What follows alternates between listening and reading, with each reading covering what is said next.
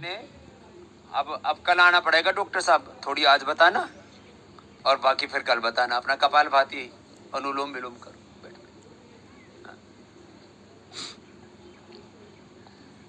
तो मैं बोल रहा था, एक चारों तरफ शोर मचा पड़ा है, फंगल इन्फेक्शन फंगल इन्फेक्शन। तो छोटा सा आज शुरू कर देते हैं, फिर पूरा ये अपने पीआरआई की वेबसाइट के ऊपर डाल रखा है डेटा, अब इसको अपडेट कर लेना। तो पीआरआई की वेबसाइट के ऊपर सारे रिसर्च पेपर पढ़ा करो आप लोग, आपको पता लग जाएगा इसके पीछे का विज्ञान क्या है, योग के पीछे का, यज्ञ के पीछे का, कितने प्रकार के फंगल के ऊपर किया है प्रयोग। स्वामी जी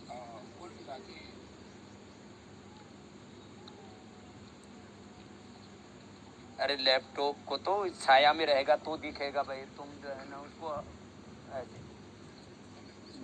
हाँ, आपको विजुअल तुम बस अपने इसको भगा रहे इधर उधर, तुम अपना कैमरा सेट करो। हाँ जी, कितने प्रकार के फंगल के ऊपर किया हमने कुल मिला के स्वामी जी 5 टाइप के फंगस यूज किए और 25 टाइप के डिफरेंट बैक्टीरिया यूज किए। 5 प्रकार के फंगस और 25 प्रकार के बैक्टीरिया, फिर क्या किया? तो उन सब बैक्टीरिया, ये सब फंगस और ये सब जो बैक्टीरिया हैं, ये वो वाले हैं स्वामी जी जो हमारे घर में, हमारे टेबल पे, हमारे चेयर पे, हमारे मोबाइल फोन पे भी पाए जाते हैं। तो ये नॉन पैथोजेनिक भी हैं और पैथोजेनिक भी हैं। इन सबको हमने पैथोजेनिक और नॉन पैथोजेनिक का क्या मतलब होता है? ऐसे जिनसे बीमारियां पैदा होती हैं और ऐसे जिनसे ज़्यादा बीमारियां पैदा नहीं होती हैं, पर वो आपस में एक साथ मिलकर दिक्कत पैदा करते हैं।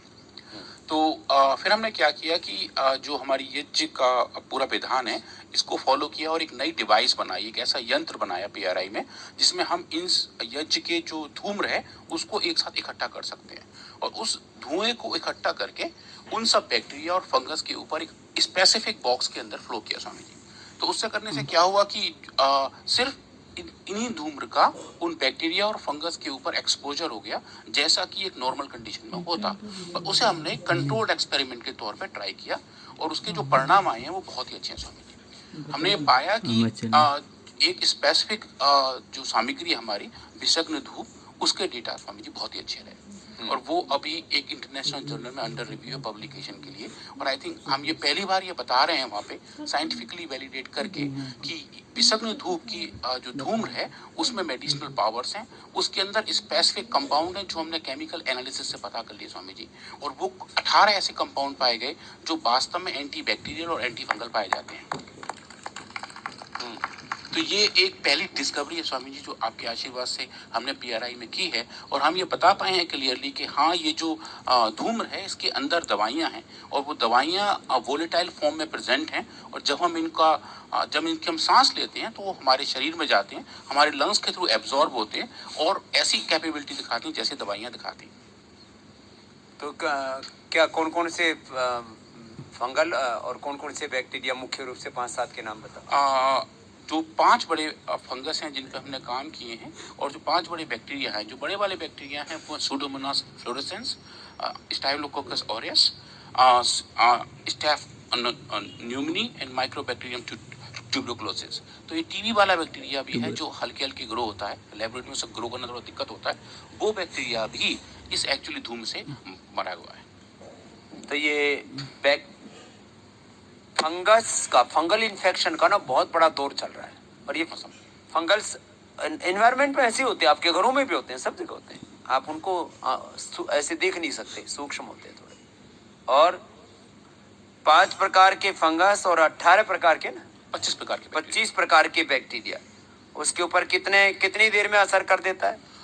जो हमने टाइम डिपेंडेंस हमने टेस्ट किया, असर आना शुरू हो जाता है 25 मिनट के एक्सपोजर के बाद और जैसे जैसे हम टाइम बढ़ाते जाते हैं असर उतना बढ़ता जाता है स्वामी जी। इसलिए 25 मिनट से लेकर के और 1 घंटे तक यज्ञ के धूम्र में हम लोग प्राणायाम करवाते हैं। एक तो हवन कर लिया, फिर उसका उन्हीं का ही धूम्र देते हैं। हवन करने के बाद में ज्यादा तेज अग्नि नहीं रखते, थोड़ा थोड़ा उसका धुआं उठता रहता है। ये आपको यहाँ करवा रहे हैं। ये यज्ञशाला के पास छोटी छोटी यज्ञशालाएं बना दी गई, जिनको भी अलग अलग प्रकार के स्किन प्रॉब्लम्स है, ऐसे धुआं होता है ना, इसको फिर इकट्ठा कर लेते हैं, इसको उसमें बोतल में इकट्ठा कर लेते हैं और फिर उसके अंदर बैक्टीरिया रहते हैं, फिर उनके अंदर इसका एक्सपोजर करते हैं कि इसका प्रतिक्रिया क्या हो रही है। तो ये इससे नहीं तो लोग ऐसे ही समझते थे ये तो ऐसी धूम का क्या मतलब है, धूम्र का धूम चिकित्सा इसको बोला जाता है, धूम चिकित्सा।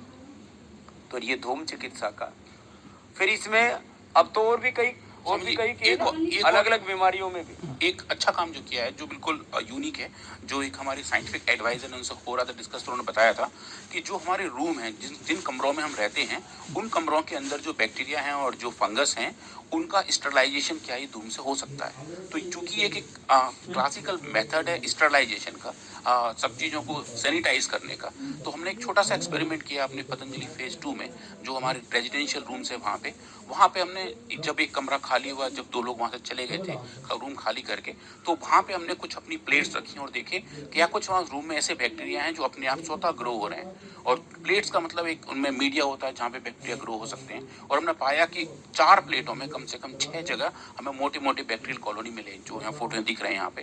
और फिर उसी रूम में हमने बाद में ये धूम्र रखा और कुल 1 घंटे को इस धूम्र की वहाँ पे एक्सपोजर दिया, और उसके बाद वहीं हमने वैसी प्लेट दोबारा रखी और देखी कितने बैक्टीरियल कॉलोनी मिल रहे हैं। स्वामी जी 90% बैक्टीरिया कम पाए गए उस रूम में। तो ये 1 घंटे के 1 घंटे के आजकल ना ये लाखों लाख रुपए के यंत्र लगाते हैं लोग कि ये कमरे को स्टरलाइज करेगा, और स्टरलाइज करने के लिए फिर और उसकी जो रेज आती है वो आदमी के लिए नुकसानदायक हो सकती है। आजकल ऐसे ऐसे यंत्र बहुत ही इधर उधर लेके घूमते रहते हैं। ऐसे रेडिएशन इतना है और उनके अंदर से पता नहीं कौन कौन से रेडिएशन, कौन कौन सी रेज निकलती हैं, बिना किसी रेडिएशन के, बिना किसी कृत्रिम रेज के, अलग अलग प्रकार के रेज, अलग अलग प्रकार के रेडिएशन से निकलते रहते हैं। वो बोलते हैं इनसे ये होता है, इनसे ये होता है।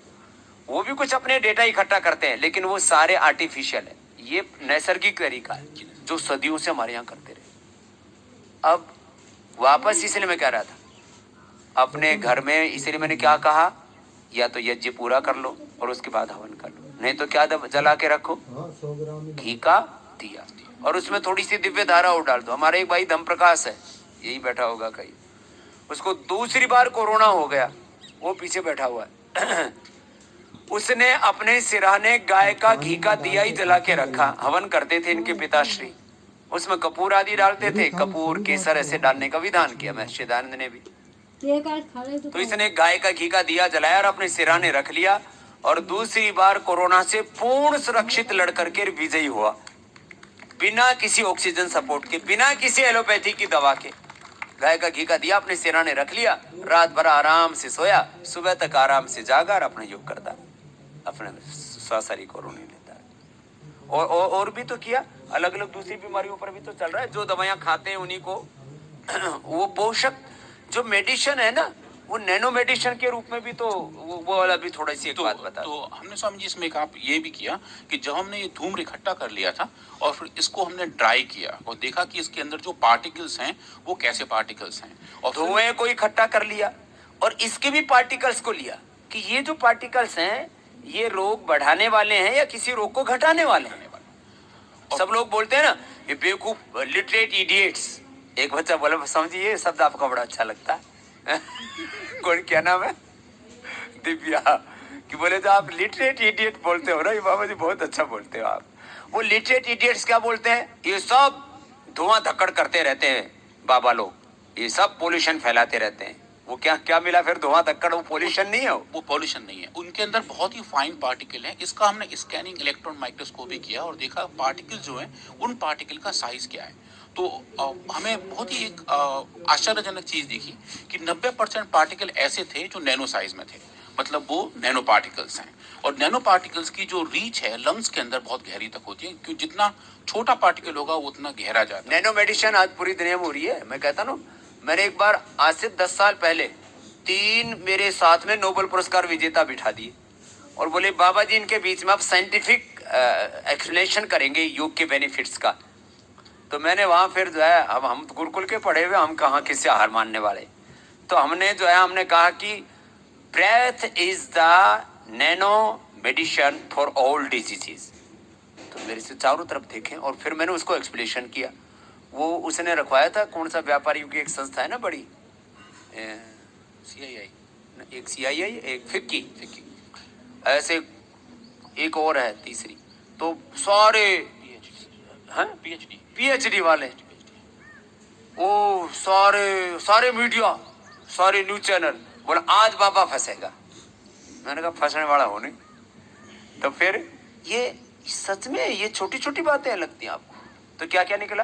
तो वो जो अनुलोम विलोम कपालभाति करते रहो आप। हाँ। वो जो पार्टिकल्स थे वो सब नैनो साइज के थे, सब माइक्रो साइजेस के थे और उनमें एक यूनिफॉर्मिटी पाई गई।